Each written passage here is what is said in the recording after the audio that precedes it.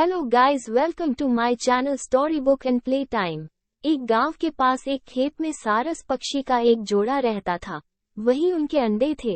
अंडे बड़े और समय पर उनसे बच्चे निकले, लेकिन बच्चों के बड़े होकर उड़ने योग्य होने से पहले ही खेत की फसल पक गई। सारस बड़ी चिंता में पड़े।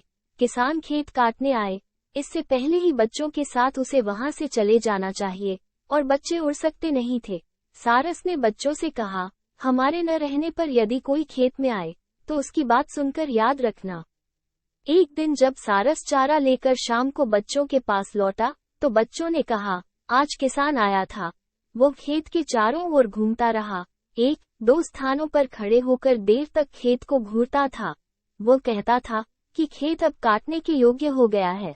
आज चलकर गांव के लोगों से कहूंगा कि वो मेरा खेत कटवा दें।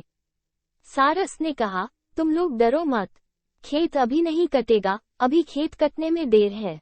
कई दिन बाद जब एक दिन सारस शाम को बच्चों के पास आए तो बच्चे बहुत घबराए थे। वे कहने लगे, अब हम लोगों को ये खेत झटपट छोड़ देना चाहिए। आज किसान फिर आया था। वो कहता था कि गांव के लोग बड़े स्वार्थी हैं।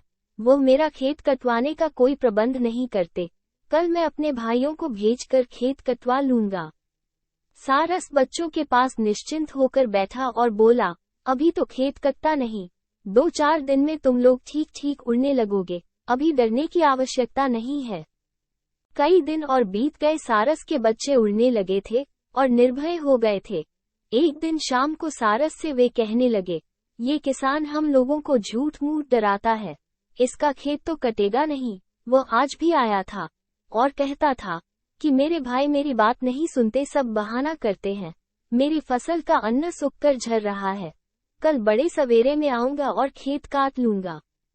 सारस घबराकर बोला, चलो जल्दी करो, अभी अंधेरा नहीं हुआ है। दूसरे स्थान पर उड़ चलो, कल खेत अवश्य कट जाएगा। बच्चे बोले, क्यों, इस बार खेत कट जाएगा, ये कैसे? सारस ने कहा, किसान जब तक गांव वालों और भाइयों के भरोसे था, खेत के कटने की आशा नहीं थी। जो दूसरों के भरोसे कोई काम छोड़ता है, उसका काम नहीं होता। लेकिन जो स्वयं काम करने को तैयार होता है, उसका काम रुका नहीं रहता। किसान जब स्वयं कल खेत काटने वाला है, तब तो खेत कटेगा ही। अपने बच्चों के साथ सारस उसी समय वहां से उड़कर दूसरे स्थान पर चला गया। शिक्षा, जो दूसरों के भरोसे कोई काम छोड़ता है, उसका काम नहीं होता।